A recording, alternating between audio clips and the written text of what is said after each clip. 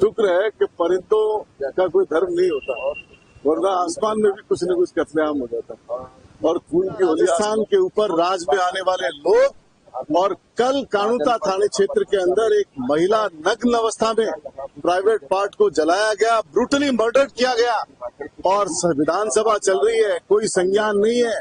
अभी तक पता नहीं है कि पीड़िता कौन है, अभी तक पता नहीं है कि जिस महिला की डेड बॉडी मिली है वो कौन है, अभी तक ये पता नहीं है कि उसको मारा किसने है, कौन कल्प्रिट है। तो मैं ये कहना चाहता हूँ कि जिस बात को लेकर ये शासन में आए, राज में आए, और सबसे ज्यादा अगर किसी वर्ग के साथ अन्याय हो रहा है तो महिला है, और महिलाओं के साथ जुल्म और अत्याचार राजस्थान में देखने को मिल रहा है। क्राइम पे कोई कंट्रोल नहीं है। मुख्यमंत्री और गृह मंत्री को जवाब देना चाहिए आज विधानसभा के अंदर कि इस क्राइम की ऐसी घटनाओं के ऊपर वो क्या कानून लाना चाहते हैं, किस तरीके से एक्शन लेना चाहते हैं। आज धर्म परिवर्तन कानून बताया जा रहा है, राजस्थान में 17 साल बाद क्या किया जाएगा। शुक्र है कि परिंदों का कोई धर्म नहीं होता, वरना आसमान में भी कुछ न कुछ कत्लेआम हो जाता और खून की होली आसमान से होती। मैं ये कहना चाहता हूँ कि बहुत से काम है जो सरकार को करने चाहिए। डेवलपमेंट के नाम पे जीरो, काम कुछ कर नहीं रही। हमारे शिक्षा मंत्री शिक्षा को छोड़ के सारा काम कर रहे हैं, तो ये सरकार से आप काम की उम्मीद नहीं कर सकते। इनसे पूछो रे काम क्या कर रहे हो, ये तो बताओ। अभी राज्यपाल का अभिभाषण पढ़ा गया, राज्यपाल के अभिभाषण में झूठ का पुलिंदा। इनका बजट, हमारी तो बात जो हमारे काम रोक दिए वो तो अपनी जगह है। इन्होंने बजट दिया और बजट में हम इतने मेगावाट के ट्रांसमिशन यहाँ स्थापित करेंगे, इतनी यूनिट यहाँ स्थापित करेंगे, इतनी यूनिट यहाँ स्थापित करेंगे। बजट से अभिभाषण को कंपेयर करो, 25% भी कंपाइल नहीं होता है, 25% भी काम नहीं। काम के नाम पे जीरो है सरकार, और बात सिर्फ इधर उधर की कर रही है।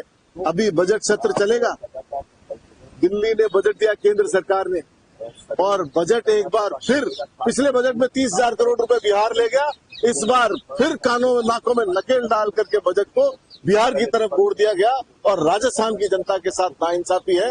इन सब बातों पे विधानसभा में चर्चा होगी, सरकार के फेलियर पे भी चर्चा होगी, और इस बात पे भी चर्चा होगी कि जिस तरीके से इन्होंने अभिभाषण पढ़ा, कोटा की बात पढ़ रहे। एक लाइन नहीं है रिवर फ्रंट के लिए, एक लाइन नहीं है रेड लाइट फ्री बनाने के लिए, लेकिन दूसरी बातों पे ध्यान बटा रहे। कोटा का जिक्र कर रहे हैं, लेकिन कोटा वो शहर जो कांग्रेस सरकार ने और शांति कुमार धारीवाल जो हमारे यूडीएच मंत्री थे, उन्होंने पूरी दुनिया के नक्शे पे कोटा को स्थापित किया कि एक ऐसा शहर है हिंदुस्तान में जो रेड लाइट फ्री किया गया है 5 सालों में।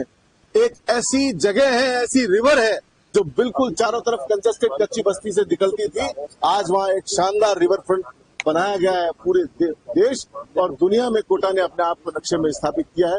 इन सब बातों पर ध्यान नहीं देंगे, ये वो बात बताएंगे जो ध्यान भटकाने वाली है, ध्यान दिलाने वाली बात नहीं बताएंगे। लेकिन हमारा दायित्व है, हमें जनता ने विपक्ष में जिम्मेदारी दी है, हम सब बातें जनहित की बातें जनता के लिए। सूर्य नमस्कार का ऑर्डर किया और वर्ल्ड रिकॉर्ड बनाया, मुझे इसमें आपत्ति नहीं, लेकिन फोर्सफुली कोई डिसीजन किसी भी वर्ग के ऊपर थोपा जाए उसमें पूरी आपत्ति। आदमी अपनी आस्था से, अपने आचरण से कोई कुछ भी अडॉप्ट करना चाहे वो स्वतंत्र है, हिंदुस्तान का कानून उसको इजाजत देता है। लेकिन आप जबरदस्ती, और शिक्षा मंत्री जी की तो बात ही क्या करें। शिक्षा मंत्री जी शिक्षा को छोड़ के सारा काम करते, शिक्षा की बात नहीं करते। शिक्षा की बात क्या करते हैं, 450 स्कूल बंद कर देंगे, अंग्रेजी माध्यम बंद करेंगे। अरे अंग्रेजी माध्यम, तुम्हारे बच्चे तो पढ़े अंग्रेजी माध्यम में, और गरीब का बच्चा पढ़े अंग्रेजी माध्यम में, तो वो कम करोगे। इसका कारण है, और ये ध्यान भटकाने का कारण क्या है कि हमने जब ये 3,3500 अंग्रेजी माध्यम स्कूल खोली, तो नतीजा ये हुआ कि आदर्श विद्या मंदिर के एडमिशन कम हो गए, संख्या कम हो गई, एनरोलमेंट कम हो गया है। तो टारगेट ये नहीं है, टारगेट उसको प्रमोट करना है और सरकारी स्कूलों में नामांकन कम हो और गरीब का बच्चा इंग्लिश माध्यम में नहीं पढ़ सके, ये टारगेट।